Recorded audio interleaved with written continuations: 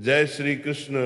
राधे राधे दोस्तों, आप सभी लोग जानते हैं कि 7 दिसंबर 2025 यानी रविवार को पड़ रही है पौष मास की संकष्टी चतुर्थी व्रत। और दोस्तों, यह वह तिथि है जो पौष महीने में पड़ने वाली सबसे बड़ी तिथि मानी जाती है, क्योंकि यह रविवार के दिन पड़ रही है और इसका बहुत ही बड़ा और विशेष महत्व होता है।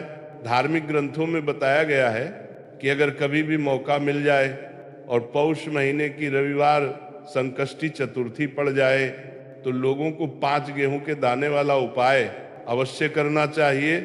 इन दोनों का संयोग बहुत ही कमाता है और इसी के साथ धार्मिक मान्यताओं में कहा गया है कि इस दिन 5 गेहूं के दाने वाला उपाय करना बहुत शुभ माना जाता है, क्योंकि ऐसा दिन पूरे साल में सिर्फ एक ही बार आता है। और दोस्तों, आप सभी लोग जानते हो कि रविवार संकष्टी चतुर्थी व्रत का अगर सबसे बड़ा कोई उपाय है तो वही 5 गेहूं के दाने वाला उपाय है। तो दोस्तों, संकष्टी चतुर्थी के दिन आप लोगों को इस 5 गेहूं के दाने वाले उपाय को जरूर करना है। बहुत सारे लोग होंगे जिन्होंने इस उपाय को नहीं किया होगा, मतलब पूरा साल निकल गया और उन्होंने किसी भी दिन ये 5 गेहूं वाला उपाय नहीं किया।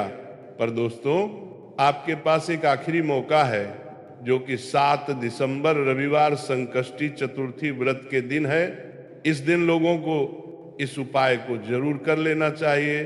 भले ही आपने पूरे महीने भर ये उपाय न किया हो, पर अगर आपने इस पौष महीने की संकष्टी चतुर्थी के दिन यह उपाय कर लिया तो आपको इस उपाय का वो फल मिलेगा जिसकी आपने कभी कल्पना भी नहीं की होगी। इसीलिए आप लोग इस उपाय को एक बार जरूर कर लेना, ताकि ये मौका आपके हाथ से न निकल जाए और आपको इस उपाय का पूरा फल मिल सके। दोस्तों, ये उपाय धार्मिक ग्रंथों में बताया गया है और आज हम आपको इस उपाय को बहुत अच्छे से समझाने वाले हैं।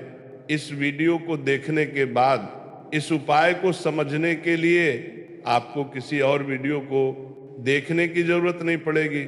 तो चलिए दोस्तों, उपाय को शुरू करते हैं। देखिए, ये पौष महीने की रविवार संकष्टी चतुर्थी का दिन इतना खास होता है, इतना महत्वपूर्ण होता है कि देखा गया है कभी कभी बड़े बड़े पाठ, अनुष्ठान, पूजा जो मनोकामना पूर्ण नहीं कर पाते, वही मनोकामना संकष्टी चतुर्थी के दिन सिर्फ एक छोटे से उपाय से पूर्ण हो जाती है। बहुत सारे लोगों ने इस उपाय को किया भी है और उन्हें इस उपाय का फल जरूर मिला है। अगर आप लोग भी ये उपाय करना चाहते हैं तो पहले इसे अच्छे से समझ लेना, सुन लेना, उसके बाद करना, आपको इसका फल जरूर मिलेगा। और इस उपाय को कर लेने से आपके घर में चाहे किसी भी प्रकार की दुख या समस्या क्यों न चल रही हो और आपको ये तक न पता हो कि यह समस्या किस कारण से चल रही है, उसका कोई भी कारण हो सकता है। जैसे पितृदोष हो सकता है या किसी भी प्रकार का मंगल दोष भी हो सकता है, लेकिन इस दिन यह उपाय करने से आपकी सभी परेशानियां दूर हो जाएंगी। ये एक ऐसा उपाय है जिसे अगर किसी विशेष दिन पर किया जाए तो उस दिन का फल तो मिलता ही है, पर क्योंकि यह उपाय एक अत्यंत बड़े और विशेष दिन पर किया जाता है, इसलिए इसका फल उससे भी बड़ा मिलता है और बहुत जल्दी मिलता है, क्योंकि आप इस उपाय को बहुत ही शुभ और पवित्र तिथि पर कर रहे हो। तो चलिए अब उपाय के बारे में बात करते हैं, लेकिन उससे पहले आप लोगों को ये जानना जरूरी है कि आखिर ये उपाय किस समय करना है, किसको करना है और कैसे करना है। तो चलिए हम आगे आपको वीडियो में एक एक करके बता देते हैं। लेकिन उससे पहले, अगर आप लोग हमारे चैनल पर पहली बार आए हैं या मेरी आवाज़ पहली बार सुन रहे हैं तो हमारे चैनल को सब्सक्राइब जरूर कर लेना और इस वीडियो को लाइक करके कमेंट बॉक्स में श्री कृष्ण राधे राधे जरूर लिख देना। तो दोस्तों, 5 गेहूं के दाने वाला उपाय हमें इस रविवार संकष्टी चतुर्थी व्रत के दिन कैसे करना है, किसको करना है, किस समय करना है और कहां पर करना है, इन सारे सवालों के जवाब मैं आपको इस वीडियो में बताने वाला हूं। अब दोस्तों बात करते हैं कि ये उपाय आखिर करना किसको है। तो सबसे पहले ये समझ लो, घर की जो बड़ी माताएं बहनें होती हैं उनमें से कोई भी एक बड़ी माता बहन ये उपाय कर सकती है।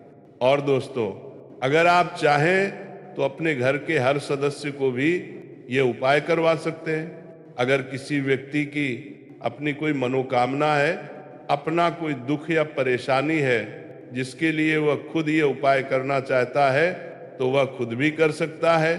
बाकी अगर घर में कोई ऐसा है जो अपने पूरे परिवार की सुख शांति के लिए ये उपाय करना चाहता है तो भाई वो भी कर सकता है, इसमें कोई दिक्कत वाली बात नहीं है। कहने का मतलब ये है कि यह उपाय हर कोई कर सकता है और अगर घर में माताएं या बहनें मौजूद न हो या वे यह वाला उपाय न कर पाए तो घर का कोई भी बड़ा सदस्य, चाहे वह पुरुष ही क्यों न हो, ये उपाय कर सकता है, इसमें कोई भी दिक्कत नहीं है। अब दोस्तों अगला सवाल आता है कि यह उपाय किस समय करना है, सुबह करना है या शाम को। तो देखो ये उपाय आप सुबह भी कर सकते हो और शाम के प्रदोष काल में भी कर सकते हो। अब अगर आप पूछो कि भाई सबसे उत्तम समय कौन सा रहेगा, तो मैं आपसे बस यही कहूंगा, अगर आप इस उपाय को सुबह करेंगे तो ये सबसे बेहतर होगा।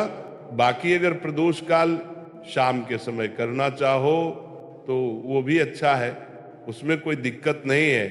तो अब दोस्तों जो अगली सबसे बड़ी और महत्वपूर्ण बात आती है वह यह है कि अगर हम इस उपाय को सुबह करते हैं तो किस समय से किस समय तक करना चाहिए, और अगर शाम के प्रदोष काल में करते हैं तो किस समय तक करना चाहिए। देखो सुबह जितनी जल्दी हो सके उपाय करने की कोशिश करना। बाकी अगर किसी कारण से थोड़ी देर भी हो जाए तो 10 या 11 बजे तक भी कर सकते हो, लेकिन 12 बजे के बाद मत करना, इस बात का ध्यान रखना। अब दोस्तों अगर शाम के प्रदोष काल की बात करें तो प्रदोष काल का समय शाम 6 बजे से शुरू होता है, मतलब शाम 6 बजे से लेकर लगभग 7 बजे तक का समय प्रदोष काल माना जाता है। आप ये उपाय शाम 6 बजे से रात 8 बजे के बीच कभी भी कर सकते हो, उसमें कोई भी दिक्कत वाली बात नहीं है। अब हम उन उपायों को बताने वाले हैं जिन्हें आपको करना है। देखिए पहला उपाय, इस उपाय के लिए आपको मात्र 5 गेहूं के दाने लेने होंगे और इसी के साथ आपको एक तांबे के पात्र के अंदर शुद्ध जल लेना होगा। अब देखिए ये जो गेहूं के दाने हैं इन्हें आपको अपने सीधे हाथ में रखना है और जल का पात्र अपने दूसरे हाथ में इन दोनों सामग्रियों को लेकर आपको संकष्टी चतुर्थी व्रत पर भगवान शिव के मंदिर में पहुंचना है। देखिए यह उपाय आप सुबह से लेकर शाम तक किसी भी समय कर सकते हैं और संकष्टी चतुर्थी व्रत पर आप यह उपाय चंद्रोदय के समय भी कर सकते हैं। तो यदि आप रात में ये उपाय नहीं कर सकते तो सुबह से शाम तक किसी भी समय ये उपाय कर सकते हैं। अब देखिए दोस्तों, सबसे पहले आपके पास जो 5 गेहूं के दाने हैं उनमें से 4 गेहूं के दाने अलग करने हैं, क्योंकि यह संकष्टी चतुर्थी व्रत है और आपको ध्यान रखना है कि 5 गेहूं के दाने कहीं से भी टूटे हुए या खंडित न हो, इस बात का विशेष ध्यान रखना है। अब देखिए जो 4 गेहूं के दाने आपने लिए हैं, सबसे पहले आपको इन्हें थोड़ा सा गीला करना है, यानी थोड़ा सा जल इन पर डालना है और आपको गम गणपतये नमः या श्री गणेशाय नमः इस मंत्र का लगातार जाप करते रहना है। अब ये जो 4 गेहूं के दाने हैं इन्हें आपको शिवलिंग के उस स्थान पर जहां भगवान गणेश जी का स्थान होता है समर्पित कर देना है। जहां कहीं भी गणेश जी विराजमान हो उसी स्थान पर आपको ये 4 गेहूं के दाने अर्पित करने हैं। अब देखिए दोस्तों, आपके पास जो जल का पात्र है उसमें से थोड़ा सा जल आपको भगवान श्री गणेश जी वाले स्थान पर समर्पित करना है, मात्र थोड़ा सा। और इसके बाद जो शेष जल पात्र के अंदर बचा होगा उसमें आपके पास जो एक अंतिम गेहूं का दाना बचा है उसे आपको उसी पात्र के अंदर डाल देना है। यानी कि तांबे के पात्र में एक गेहूं का दाना और डाल देना है। अब इस जल को आपको भगवान शिव के शिवलिंग पर धीरे धीरे अर्पित कर देना होगा। श्री शिवाय नमस्तुभ्यम इस मंत्र का जाप करते हुए धार्मिक मान्यताओं में बताया गया है कि जब भी आप ये जल अर्पित करें तो बिल्कुल धीरे धीरे अर्पित करना चाहिए। दोस्तों, जैसे ही आप ये उपाय करते हैं तो जो घर की रुकावटें हैं वे टूटने लगती हैं, धन का मार्ग खुलने लगता है।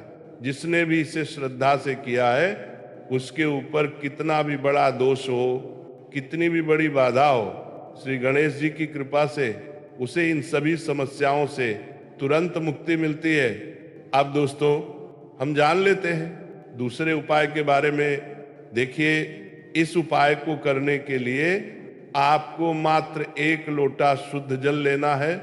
फिर इसी के साथ आपको 2 हरे मूंग के दाने भी लेने होंगे। देखिए, आप जो 2 हरे मूंग के दाने लेंगे वे कहीं से भी टूटे हुए नहीं होने चाहिए। आपको साबुत हरे मूंग के दाने लेने हैं। अब इसी के साथ आपको मात्र थोड़ा सा शहद ले लेना होगा। इन तीनों सामग्रियों को लेकर आपको भगवान शिव के मंदिर में पहुंच जाना है। धार्मिक मान्यताओं में बताया गया है कि ये उपाय आप संकष्टी चतुर्थी व्रत पर सुबह से लेकर शाम तक किसी भी समय कर सकते हैं। अब उपाय कैसे करना है? सबसे पहले आपके पास जो 1 लोटा शुद्ध जल है उस जल में से थोड़ा सा जल शिवलिंग के सामने, जहां महाराज का पैर उभरा हुआ होता है, वहां अर्पित करना है। अब इसके बाद जो शहद आपके पास है उसे आपको अपने सीधे हाथ की अनामिका उंगली नामिका में लेना है और इसी उंगली से आपको शिवलिंग पर शहद से एका निर्माण कर देना है। जब भी आप शिवलिंग पर शहद से इसका निर्माण करें तब आपको लगातार श्री शिवाय नमस्तुभ्यम इस मंत्र का जाप करते रहना है। अब देखिए, आपके पास जो हरे मूंग हैं उनमें से 1 हरा मूंग आपको अपने सीधे हाथ में लेना है और गम गणपते नमः या श्री गणेशाय नमः इस मंत्र का कम से कम 11 बार जाप करना है। और इसके बाद ये 1 हरा मूंग का दाना आपको भगवान गणेश जी वाले स्थान पर अर्पित कर देना है।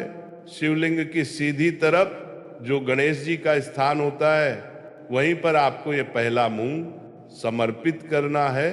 अब देखिए, आपके पास जो लोटा शुद्ध जल है उसमें से थोड़ा सा जल सबसे पहले श्री गणेश जी वाले स्थान पर अर्पित करना है, फिर श्री कार्तिकेय जी वाले स्थान पर, फिर माता अशोक सुंदरी वाले स्थान पर और अंत में माता पार्वती के हस्तकमल कटी वाले भाग पर अर्पित कर देना है।